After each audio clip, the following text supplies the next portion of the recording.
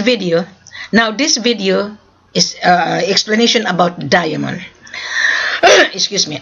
Last night I have four brokers was excited that they have a buyer, and they have having a conference with me, and I asked them, how did you found me? And they said, really, I found you on LinkedIn. We read all the procedure. And I said, okay, you did read on the procedure, and how come you did not practice it? And how come you did not go back to your buyer? That before you come to me, you already understood that the buyer has to send us a letter of intent in order for him to secure for allocation prior to his arrival to a destination where the diamond is located. Now, on my Facebook, I have different sellers: Sierra Leone, Liberia, Guinea, Angola, Ghana, and other parts of West Africa. Now, my seller as an exporter, he has a license to export, he has a business license, and etc. The seller come to me in order for me to market their production. Because the seller are scared with you guys, because the seller has been scammed. Like me, I was been even scammed face to face. So that was my charge to experience as well. So when you have a bad experience, you learn from it. Okay, now this diamond I'm talking about, when you guys see my Facebook, everything has been well explained. The manifest is there, the pictures is there, right? And there you understand that the buyer has to send us a letter of intent, attention to us, attention to Wilhelmina, so that, excuse me, so that I would know which seller have the available stock. Now that manifest, the price is subject to change.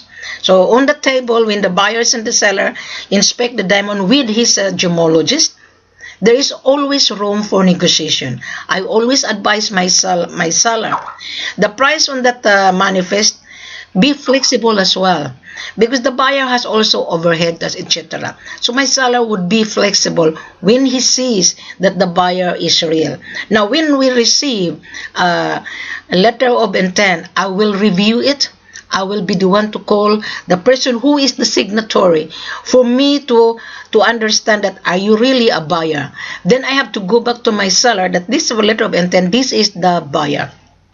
So the seller will send me the contract, fill in with his banking details. Then I have to send it to the buyer. Then the buyer has to review it and then attach his passport on the contract. Then after that the buyer signed the contract, this always says subject to. The contract is not a contract until the buyer and his gemologist will travel to inspect what he is looking for. Now you guys, you said, Willie, bring the diamond to Amit Malka and we will inspect. No, it wouldn't work. Why? Brings, the buyer has an account. So when the buyer pay, after all the securing the documentation, like a Kimberley certificate is the most important. Now going back to the inspection, when the buyer's gemologist inspect the diamond and he's happy, right? Then the diamond will be deposited at the Department of Mines to secure all necessary export documentation before the diamond will take it out of the country. Now, after the documentation complied on the name of the buyer, because the buyer will make a down payment. You cannot just take the diamond without any dollar. So on the contract, there is always a down payment after, not before. So you must understand on my explanation here that you said to me that my buyer will buy no upfront fee. My dear, get out from this bloody business if you are looking for that kind of business, because no one is giving you for nothing. Last night it really annoyed me because we have a different time and I closed 3 o'clock in the morning. They said, excuse me, they said, bring the diamond to Brinks, we will pay you. You are all, excuse my language if I say this, you are all bullshit to me. Because the diamond can only be handed over to Brinks or Amit Malka after all the documentation has been secured on behalf of the buyer, because the buyer has an account. The seller has no account. Okay, now going back to this is $1 million we're talking about. The seller will ask you a proof of fund. You make a down payment because you don't have the money to pay the whole lot. So therefore, you're gonna leverage this diamond to go to the bank to use for a letter of credit. The seller is just a conventional. The seller needs the money, so you make a down payment in order for the seller to secure all the documentation, and the seller will also insure his diamond. Because if the diamond will be in Europe, you might run away. Do you remember last year, February 25, when I was in Dubai International Airport, bound to Ghana, there was a big hijack on diamond on the hand of Brinks. Can you see that? So that is the reason why I advise my seller, don't be rushed. Study the behavior of the buyer. Because the buyer, sometimes they are liars. Once the good diamond is on the hand of the buyer is in control. The seller has no in control. So therefore, the buyer can run away. So that is the reason we ask for the proof of fund. I myself will ask everything on behalf of my seller. Okay, I myself will gather the information on behalf of my seller. I need to know where the diamond will be delivered, who is the buyer, okay, and who is his logistic, because we will verify. I will not allow my seller to be scammed again, because we were being scammed before. On gold, my seller lost a lot of gold. Even myself, I was scammed. But I learned from that. So you guys on LinkedIn, please don't float around, but because you saw the products that are available, yes, we do have. But you need to study the behavior of your buyer, whether your buyer is using you. Okay, the diamond is in the bank. In every seller they have deposited the diamond into the security company in the bank. Sometimes they keep it into their private vault because it costs money. To bring diamond into the bank, it costs money. Why? Because there is a charge. If the diamond will be deposited at the security company, there is a demurrage. Every month it running the rent. So therefore, the cost of the seller is increasing and increasing. And then you ask for SKR.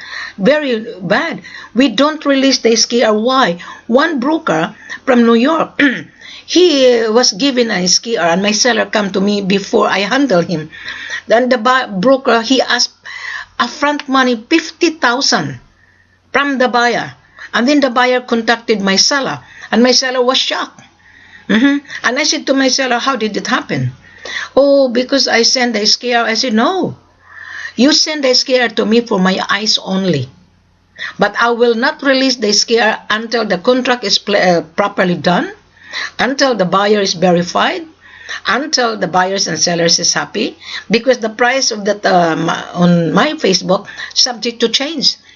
Because the central bank will revalue the stones.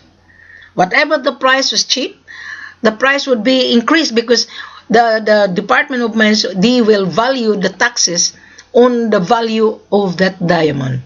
So therefore, there is always room for negotiation. So now, on the diamond, we don't give you a letter of credit. The seller is all like this. Here's the diamond, you're happy, you inspect. We will ask you a down payment of 40% down payment. Okay, the balance payment after on the final cutting. So beforehand, before the diamond will be shipped into your country of destination, we will require from the buyer a guarantee that the seller, when the seller comes to his country, the seller has to look after. That the buyer, the seller security must be also be secured. That the seller has to come home alive, because most of the sellers representative, either gold and diamond, sometimes they don't come home. Why? They were missing. Now I will tell you, one of my sellers' half brother, he brought the gold into Russia, 100 kilos. After he arrived, he was missing. Because that 100 kilos is 50 million. So now, I'm explaining you here, guys, that this diamond and gold is not an easy task. It's not just an ordinary business. This is a cash business. The professional killer are wearing nice suit. You must remember, if you watch the TV or the movie, the hijacker, they are wearing nice suit. They are professional. And this seller is a black man. The white people are very dominant. They underestimate the seller. That is why I said to my seller, you need to be careful. Before the diamond leave your country, make sure that you verify the buyer as well. Right? Make sure that when you arrive on their destination, you are safe. Make sure that you are well secured, because you invite the buyer and the buyer expect as well to invite the seller into his country, and the buyer has to look after the seller because he needs continuous supply. If you need a continuous supply, you build a business relationship between the buyers and the seller. Wilhelmina is a customer service. I advise the buyer and the seller step by step. Now I'll give you my background again. I am a marketer. Okay, I sell products online. We sell properties online. I am a real estate agent license. Okay, in Australia, you cannot just sell property if you are not registered a real estate salesperson. Now, I diverted into diamond and gold. We are now in a global communication. I created this online virtual store. We call that virtual store. We have gold, we have cocoa beans, we have diamond, owned by different sellers. You click on the picture which you like, and then you send it to me. Willie, I like this picture. Can you give me the manifest? The manifest is in front of you, right? So I put all the names on the pictures so that no one can steal it. That the buyer can see that all the pictures on my Facebook are original. Most of the buyers, they float around copying the pictures. That is the reason why the buyers and seller, the buyer doesn't believe that, oh, this belong to the seller. One of my picture was stolen from my Facebook. When I arrived from West Africa, I live in Australia. I'm Australian, and I noticed that my picture was being copied. So therefore, I decided to put all the wordings on every pictures. Now I'm gonna give you a real story. I think 6 months ago, my seller from Angola, he traveled to South Africa, and the white buyer, he viewed the diamond, okay, and he was happy, and he said, okay, I wait outside. My seller, poor man, he drive from Angola to South Africa. He lost 600 carats. The white man, he said, okay, leave the diamond in the office, wait outside, we will pay you. You know what happened? That white man from South Africa is very notorious man. He hired the goons in order to intimidate this fellow African. The 600 carats disappear. So poor man, he went home to Angola empty-handed. He come to me. He told me, I lost 600 carats. I said, what happened? So I was dealing with brokers, and brokers are very, is a thugs. And the white man is also a thugs. So I told the seller, don't believe on buyers. Because buyers, once the buyers see the diamond, they change their brain. They can be intimidators. Do not be intimidated. Because I told my seller, tell the white man, yes, I am black, but my heart is full of gold and diamond. This is always I advise my seller, so that the seller could feel confident.